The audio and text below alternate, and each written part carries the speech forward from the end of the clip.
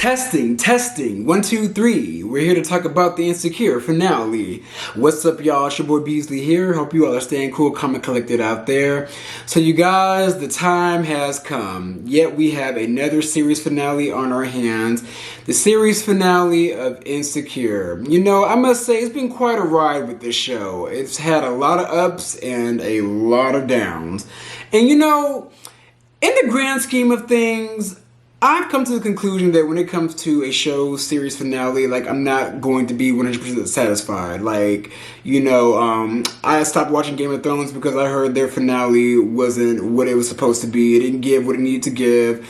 Then I had the Scandal series finale, trash. And then the Pose series finale, trash. Low-key trash, actually. Very low-key trash.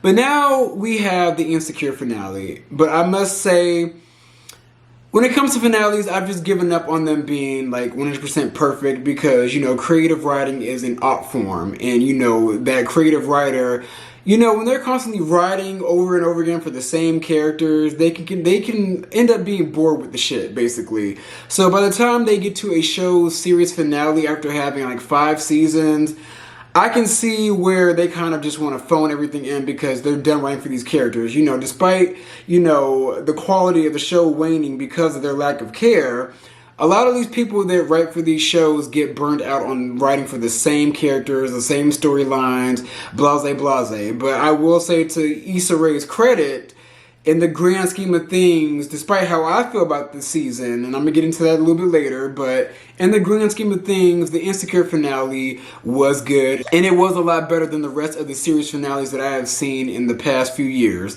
So kudos to her in that regard. But starting off, I want to discuss a few key points about the series finale that stood out to me. First off, Issa and Nathan breaking up. I was completely team Issa with this. Like, the show started off where the last episode ended, where Nathan and Lawrence got into it, and Nathan ended up driving Issa home, and Nathan's just in the car, just like, you know, like, I can't handle this, man. Like, this is just not for me. Like, this toxic shit, this is messy. And then Issa, she wanted to, like, ask him, like, are you sure? Like, are you really just done with this? Like, could we just talk about this? And he's just like, man, I can't handle this. And she just gets out of the car and walks into her room. And I was glad she did that because fuck Nathan. Fuck him. He is weak as fuck. Like, I'm sorry, y'all. Nathan makes Houston men look bad. Like, Houston men are down 15 points because of Nathan's weak ass. Like, you know, I was gonna stop cussing, but it is what it is. Nathan, when times get tough, he is not dependable.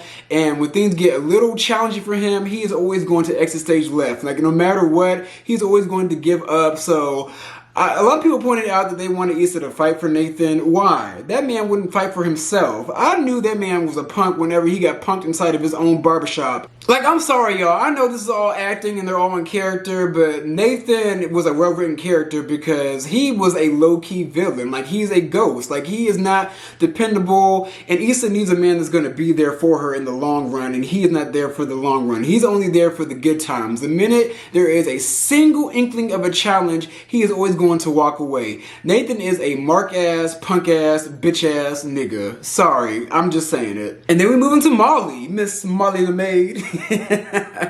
Y'all, I must say, Molly gets the MVP for most improved. Therapy really did a good number on her.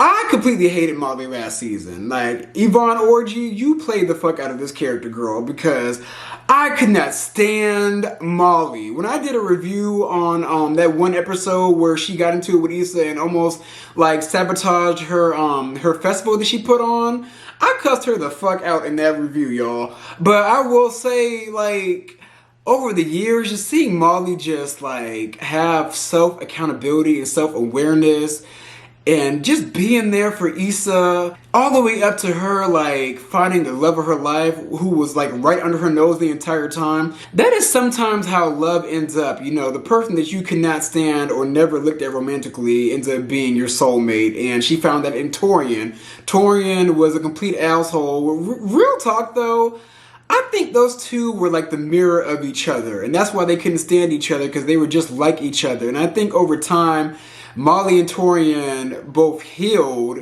and they were able to come together and really like see each other and realize they had a lot in common and be there for each other, all the way up to the point where they got married. Like, it was a beautiful thing seeing Molly truly happy. Real talk, she was really happy at her birthday, and seeing her glow in that pretty white dress, like, ugh, I loved it. I was all the way here for it. Like, I am here for Miss Molly the maid. Then we get into Kelly. Seeing Kelly, now y'all, I wanted more out of Kelly. They gave her a little bit more this season, but like, I really wanted her to have a dedicated episode to herself, but they weren't gonna do that because, let's keep it real, the main characters are Issa, Molly, and Lawrence. Like, those are the only ones that are gonna get a main story arc and a main episode. I mean, that's just how the show's written. But Kelly definitely deserves a spin-off, especially with the fact that she has a man, a fine man at that. And she's pregnant, y'all. And you know, one beautiful thing was during her little part, I think it was her birthday, where she announced that she was pregnant, Issa said, like, girl, you never wanted kids. And she's like, you know, I thought I didn't, but I got the man. Like, and that goes to show with people that don't want kids like that, when you find that right one, you will let the seed enter. You will let the seed enter, no plan B. Like, you will take it all in, girl. You will produce something that is like a bond between the both of you, aka a child. But yeah, y'all, outside of the show, Natasha Rothwell also gets the MVP for the most improved and leveling up her career, because Homegirl produced a lot of episodes for Insecure, and then on top of that, she was in some other movies. She was in that Wonder Woman movie. She's in another movie coming up. She has a lot going on, y'all. Natasha Rothwell, the actress, the producer, is making moves in Hollywood. Look out for her. And then we get into Tiffany. Tiffany, in the grand scheme of things, never really had to do much evolving because she kind of already found herself. She was really just navigating like housewife issues, you know, like postpartum depression, her finally having a kid and being a lackadaisical mom because of her postpartum depression, and her like running away. And then it was also hinted at the fact that she like had a work husband. You know, I told you about these work husbands, but it was hinted at the fact that she may or may not have been cheating on Derek. Is that his name? Derek or David? I forget the men's names in the show, y'all. I'm sorry, but David, it was hinted that she was cheating on him. But you know, those two, like, they're happy. They have that cookie cutter life. I think he's a Kappa, she's an AKA.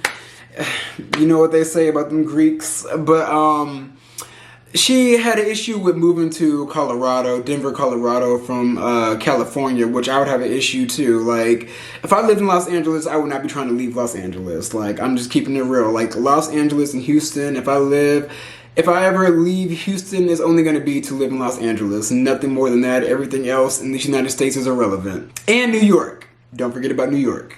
But I need money to live up there. New York is too hard. But anyways, beyond the grand scheme of things, Tiffany, she was just living her happy life, happy wife life, and at the end of the episode, it was revealed that she's pregnant too. So her and Kelly were pregnant at the same time. So maybe if they both have daughters, they can grow up to be best friends just like them. Like, how cute. Like, they definitely a lot of these characters need a spin-off, y'all, or something. And then we talk about Issa and Lawrence. Basically how they've been through the weather. They broke up and got back together. You know, seeing them back together, like, part of me wanted Issa to kind of just be by herself. But at the same time, I felt for Issa because throughout the show, she saw that, like, all her friends were, like, getting partnered off, fighting there forever, and she was just by herself. And I relate to that completely, y'all, because me, this is just a transparent moment, y'all. I feel like one day, like, I have questions if I'm ever going to fall in love. And, you know, I feel like she was struggling with that because, you know, she was the only one of her friends single. Like, 9 times out of 10, y'all, I'm the only one out of all my friends that is single. Always the third wheel. And I feel like Issa, the character, was going through that, and it was really poignant to me when she was at Kelly's birthday dinner and when she was thinking, like, to herself, like, you could even read on the expression on her face, like, damn, like, everybody's really, like, going after what they want and finding their happiness and getting what they want, and I'm basically over here not getting shit. Even though she had a successful business, her personal life was just at a standstill for the most part. I mean, yeah, she found some dick every now and then, but it wasn't anything of substance, and she was missing that in her life at that time. But it was nice seeing that Lawrence kind of just like put that one girl to the side and that other and Condola to the side for what he truly wants, which is Issa. Now my one thing with Issa is that, you know, she did everything to not become a stepmom, and then in the end ended up being a stepmom. But at the end of the day, the kid loves her and she's with the man that she loves. So pretty much she got a happy ending just like everybody else. Like, I will say, it was good to see a happy ending in the series finale. And I kind of let this out during Molly and Issa, like them embracing each other at Molly's wedding. Y'all, that was a very touching scene. Now, you know, I'm a cold bitch, so my heart is on ice, so I didn't cry because I'm hard.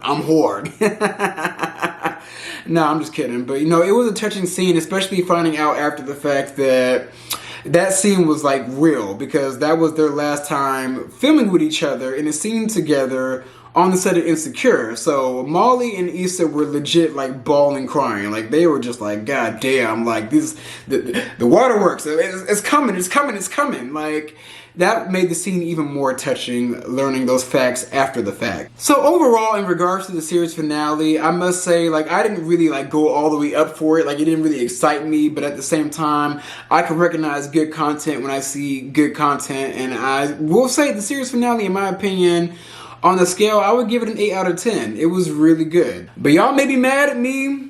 For the overall season, I give it a 5 out of 10, y'all. I'm sorry. Like, the overall season was met with half good episodes and half filler episodes. Like, I want to say mainly like 4 of these episodes throughout this whole entire season was good. Like, I will say the first good episode was Lawrence's episode with Condola. Then the second good episode was when Molly, Kelly, Tiffany, and Issa had like a girls' night out, or basically a girls' night in. And then I will say the episode right before the series finale at Tiffany's going away party, that was a great episode. And then the series finale was a good episode. Those were the only good episodes of this season. There was a lot of filler going on. From one that Krayshawn, y'all remember Krayshawn, that white female rapper, Louis Gucci Fendi Prada, whatever her song was. I don't remember, but yeah, the Kofei Sorobe's character was a little overdone. Like, it was, his storyline was overextended, and they had him on screen a lot of the time because he was cute, but we could have wrapped up his whole entire storyline within 2 episodes, in my opinion. And then besides those 4 episodes I listed, everything else was just boring as hell, y'all. I'm sorry, it was boring as shit, and it was literally getting me, like, not excited for the finale. Like, I was just like... And then we got to episode 9, which was really good, but it's like, damn, girl, you waited to the ass end of the season to kind of, like, get things in motion, like, carry this show to where it needs to go. Like, girl, no. But overall, y'all, I give this season an M for melanin. I'm just kidding. A 5 out of 10. But majority of the content, those 4 episodes, including the series finale, were good. And that brings me into what is next for Issa Rae. Issa Rae has not came to play. She's still going to be moving and shaking in Hollywood. She's doing a lot of content for HBO. She does Black Lady Sketch Show, which, how do y'all feel about Black Lady Sketch Show? Y'all, I tried to get into that. I couldn't. It was just not funny to me. It was very like, ha ha, slip on the banana peel funny. I like the comedy that makes me think. That's just me. And then she has this show coming out that's loosely based on the City Girls, JT and Carisha. They're the executive producers of that show, and that's coming out pretty soon. And then Issa Rae is also, she launched her music label, you know.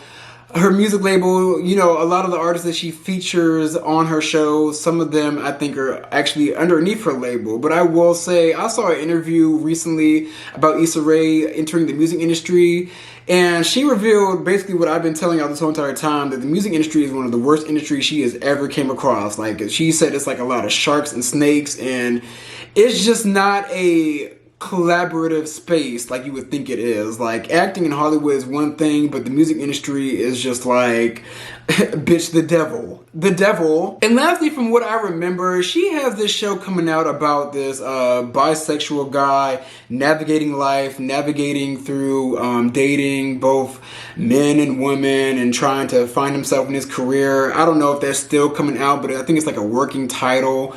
Real talk, she could take the guy that played her little brother and just turn that into his spinoff. I mean, and then bam. You already have a show with a already well-known character and actor, or you can get me to play the role.